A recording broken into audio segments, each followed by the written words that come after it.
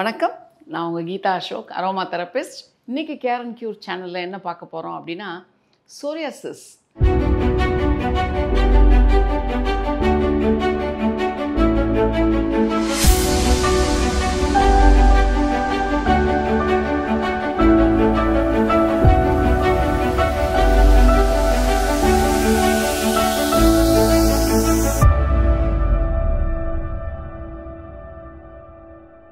இந்த சோரியாசிஸ் அப்படிங்கிறப்போ எல்லாருக்குமே சோரியாசிஸ்னால் ஒரு பெரிய வியாதி அப்படின்னு சொல்லிட்டு ஒரு பயம் வந்துடுது. ரொம்ப சங்கடப்படுறாங்க. ஐயோ நமக்கு சோரியாசிஸ் வந்திருக்கே அப்படின்னு சொல்லிட்டு. இந்த சோரியாசிஸில் வந்து நிறைய வகைகள் இருக்குது.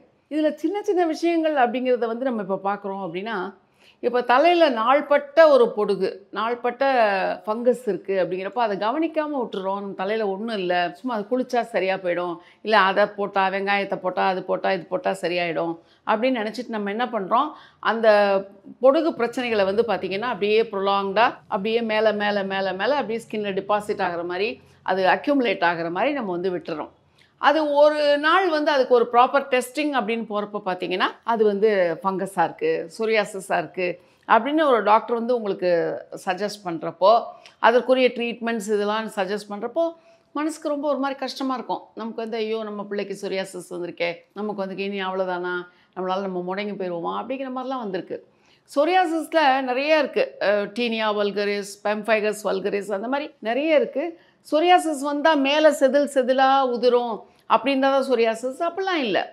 சில வகை சோரியாசிஸ் நம்ம ஸ்கின்னோட இன்னர் லேயரில் இருந்துட்டு உள்ள பிரச்சனைகள் கொடுக்கும். தலைமுடியை வந்து கட் பண்ணி வெளியே தள்ளும், தலையில் வந்து புழு வெட்டு மாதிரி வர ஆரம்பிக்கும், தலையில் வந்து நிறைய சீக்கிரமாக நரைக்க ஆரம்பிச்சிடும். 7-8 வயசுலலாம் குழந்தைகளுக்கு நரைக்க ஆரம்பிச்சிடும். தலை வந்து ரொம்ப அரிப்பாக இருக்கும். அதை தாண்டி பார்த்திங்கன்னா தலைமுடியோட நிறம் வந்து மாறுறது கிராஜுவலாக அப்படியே மாறுறது இல்லாமல் அப்படி ஒரு நாள் அப்படின்னு பார்த்திங்கன்னா ஒரு போர்ஷனில் வந்து அப்படி கொத்தா கலர் மாறிடும். அந்த மாதிரிலாம் வரக்கூடிய இம்பேக்ட்ஸ் வந்து நம்ம வந்து சோரியாசிஸில் பார்க்கலாம். இது வந்து தோலுக்கு வெளியே தான் இருக்கணுங்கிறது அவசியம் இல்லை. உள்ளே இருந்துட்டு நமக்கு வந்து ஸ்கின்னுக்குள்ளே இன்ஃப்ளமேஷன்ஸ், நம்ம போனில் வந்து இன்ஃப்ளமேஷன் கொடுக்கறது, போனில் வலி வர்றது, யூரினரி இன்ஃபெக்ஷன் வர்றது, கை நகம் கால் நகம்லாம் சொத்தையாகிறது, அதுக்கப்புறம் பார்த்திங்கன்னா இந்த ஜாயின்ஸ்லாம் வலி வர்றது, அந்த மாதிரி பிரச்சனைகள்லாம் உங்களுக்கு வந்து சோரியாசிஸ் உள்ளே இருந்துக்கிட்டே அந்த மாதிரி வேலையெல்லாம் பண்ணும். நமக்கு பிரச்சனை என்ன அப்படின்னு வரப்போ பார்த்திங்கன்னா அது வெளிப்படையாக ஒரு ஸ்கின்ல டிஸார்டரோ இல்லை தலையில் டிஸார்டரோ வர்றப்போ முடி கொத்து கொத்தாக கொட்டுது, வழுக்க வருது, எனக்கு சின்ன வயசு தான், 25 வயசு தான் ஆகுது அப்படின்னு வர்றப்போ தான் நம்ம ஒரு விழிப்புணர்வு வருது, நம்ம என்னங்கிறத பார்க்குறோம். எப்போவுமே தலையில் ஒரு அரிப்பு இருக்குது, பொடுகு இருக்குது, ஒரு அனாயிங் ஃபேக்டராக இருக்குது, நமக்கு நம்மளை தாண்டி ஒரு பிரச்சனை இருக்கிற மாதிரி நீங்கள் ஃபீல் பண்ணிங்கன்னா கண்டிப்பாக அதுக்கு ஒரு பரிசோதனை அவசியம். அது என்னன்னு பார்த்துட்டு ஆரம்பத்திலே சரி பண்ணிட்டோம் அப்படின்னா நிச்சயமாக அந்த டிஸார்டர் லைஃப் ஃபுல்லாக நம்ம எந்த பிரச்சனையும் வராமல் நம்ம பார்த்துக்க முடியும். ஓகே, ஒரு ஆரம்ப நிலையில் சோரியாசிஸ் இருக்குது, ஒரு அரிப்பு இருக்குது, தலையில் வந்து ஸ்கேலாக உங்களுக்கு வருது, இதை நீங்கள் வீட்டளவுக்கு இனிஷியலாக நீங்கள் வந்து எப்படி கேர் எடுக்க முடியும் அப்படிங்கிறத பற்றி தான் இப்போ நான் பேச வரேன். இது ஒரு டைப் ஆஃப் சோரியாசிஸ் மட்டும்தான் இப்போ நான் சொல்கிறேன். தலையில் இருக்கக்கூடிய பெம்ஃபைகஸ் வல்கரிஸ்ங்கிற சோரியாசிஸ். இது வந்து பார்த்திங்கன்னா முடி வந்து வேக்ஸியாக ஆரம்பிக்கும். அதுக்கப்புறம் பார்த்திங்கன்னா தலையில் வந்து மீன் செதில் மாதிரி செதிலாக வர ஆரம்பிக்கும். அது எங்கெல்லாம் உதிருதோ, இப்போ நமக்கு ஐப்ரோஸில் உதிரும், கண் இமைகளில் உதிரப்போ பார்த்திங்கன்னா அந்த முடிகளும் உங்களுக்கு வந்து கொட்ட ஆரம்பிக்கும். இந்த மாதிரி இருந்தால் நீங்கள் வந்து என்ன ஆயில் எடுக்கலாம் அப்படின்னா, இந்த மாதிரி சோரியாசிஸ் இருக்கிறவங்க நீங்கள் வாழ்நாள் முழுவதுமே தேங்காய் எண்ணெய் யூஸ் பண்ணாமல் இருக்கிறது நல்லது. கோகோனட் ஆயில் வேண்டாம். ஏன்னா ஜென்ரலாக coconut oil aggravates dandruff, fungus, psoriasis. அதனால் நீங்கள் வந்து கோகோனட் ஆயில் எடுக்காமல் இதுக்கு நீங்கள் பிரத்யேகமாக என்ன எடுக்கலாம் அப்படின்னு பார்த்தீங்கன்னா, கடுகு எண்ணெயும் ஆலிவ் ஆயிலையும் நீங்கள் எடுக்கலாம். இந்த 2 எண்ணெயும் பேஸாக வச்சு டெய்லி இந்த 2 எண்ணெய் மட்டுமே நீங்கள் வாஷ் பண்ணி தலையில் தேய்ச்சி ஊற வச்சு நீங்கள் வாஷ் பண்ணாலே நீங்கள் ஓரளவுக்கு சோரியாசிஸ் ஸ்கேல்ஸ் வந்து மட்டுப்படும். பட் நீங்கள் அதுலேருந்து வெளியே வரணும், அந்த பிரச்சனைகள்லேருந்து வெளியே வரணும் அப்படின்னா அதுக்கு சில அரோமா தெரப்பியில் சில எசென்ஷியல் ஆயில்ஸ் வந்து நீங்கள் அதில் மிக்ஸ் பண்ணுறப்போ அது உங்களுக்கு நிச்சயமாக ஹெல்ப் பண்ணும். ஓகே, அந்த மாதிரி பேஸ் ஆயில் அப்படிங்கிறப்ப நீங்கள் ஒரு கடுகு எண்ணெயும் நீங்கள் ஆலிவ் ஆயிலும் ஈக்குவல் ப்ரொப்போர்ஷனில் எடுத்துக்கிட்டு இதில் நீங்கள் என்னென்ன ஆயில் எடுக்கலாம் அப்படின்னு பார்த்தீங்கன்னா, tea tree oil. Tea tree ஆயிலுங்கிறது ஒரு ஆன்டிசெப்டிக் வேல்யூ உள்ளது, வெர்சடைல் ஆயில், எல்லாருக்குமே பலனளிக்கக்கூடியது, எல்லா பிரச்சனைகளுக்கும் பலனளிக்கக்கூடியது.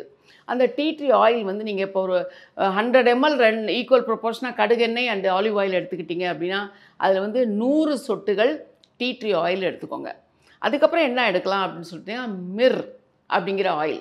அந்த மிர்ருங்கிற ஆயில் வந்து ஆன்டி பாக்டீரியல்னு சொல்கிறது. ஆதி காலத்தில் மம்மியெல்லாம் ஈஜிப்டில் வச்சுருந்தாங்க இல்லையா, அதுலேருந்து அந்த மம்மியோட ப்ரிசர்வ் பண்ணுறதுக்காக யூஸ் பண்ண 2 ஆயிலில் ஒன்று தான் மிர். இது வந்து ஆன்டி பாக்டீரியல், பாக்டீரியா நம்ம உடம்பை அழிக்காமல் பாதுகாத்துக்கிறதுல மிர். ஸோ பாக்டீரியல் இன்ஃபெக்ஷன், அந்த மலசீசியா கோக்கைங்கிற பாக்டீரியா தான் தலையில் வந்து இந்த மாதிரி பிரச்சனைகள் கொண்டு வரும்.